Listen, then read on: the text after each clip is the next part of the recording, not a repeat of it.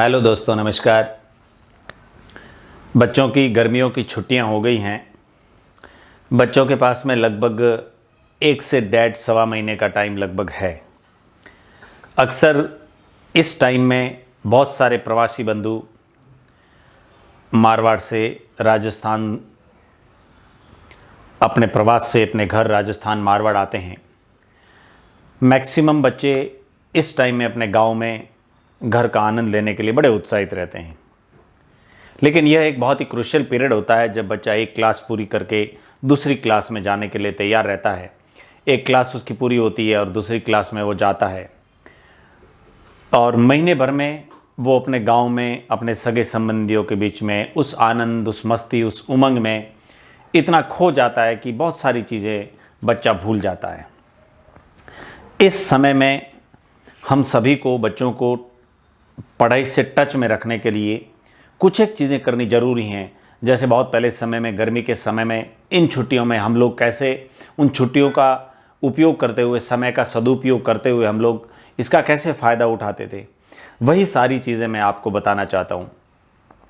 इस समय में हमें बहुत कुछ एक चीज़ें हैं, माइनर छोटी मोटी चीज़ें हैं जो हमें बच्चों पर लागू करनी चाहिए। ऐसा नहीं है कि बच्चों को बिल्कुल ही हम पढ़ाई में ही झोंक दें, पूरा समय उनको रात दिन गांव में फ्री ना छोड़ें, ऐसा नहीं है। यह महीने 1.5 महीने का जो समय है, इस समय में बच्चों को एक रफ कॉपी और पेन दे करके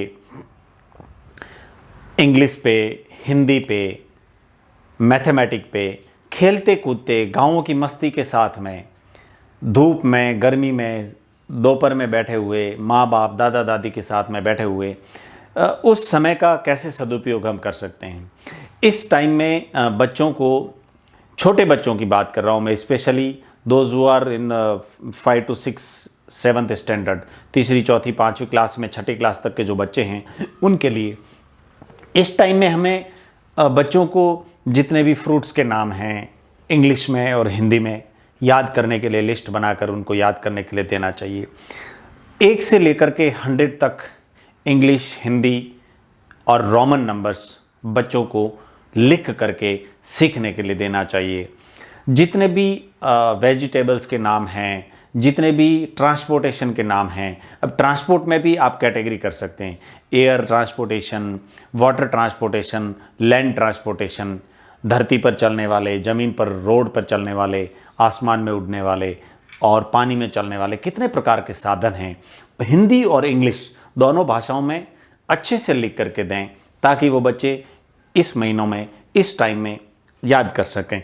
इसके अलावा हमारे पास में जितने भी पक्षियों के नाम हैं, जितने भी पशुओं के नाम हैं, जितने भी वाटर एनिमल्स के नाम हैं, वाइल्ड एनिमल्स के नाम हैं, जितने भी सब्जियां हैं, फ्रूट्स हैं, खेत खलिहान की जो भी स्पेलिंग्स हैं, स्कूल से related, school, classroom, pen, pencil, stationery, कलम, कागज़, कॉपी, अध्यापक, प्रिंसिपल, हेडमास्टर, इस तरीके की जो भी स्कूल विद्यालय से संबंधित जो भी स्पेलिंग्स हैं, जो भी शब्द हैं, इन शब्दों को एक एक करके बच्चों को डेली 1 पेज लिख करके देना चाहिए।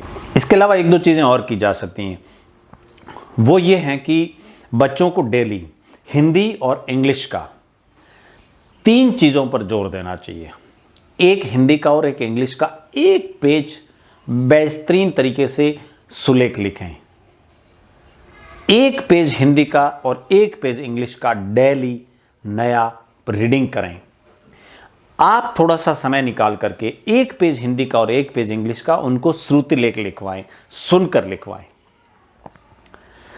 इतनी सारी चीज़ें यदि 1 महीने में हमने 2-3 बार बच्चों से करवा ली, तो जैसे ही बच्चा अगली क्लास में जाएगा, उस बच्चे का कॉन्फिडेंस आसमान पर होगा। वह बच्चा क्लास के टॉप 10 बच्चों में पढ़ने में माहिर होगा। और यह खेलते कूदते किया जा सकता है। यह कोई इतना बड़ा टास्क नहीं है कि नहीं किया जा सकता। धन्यवाद।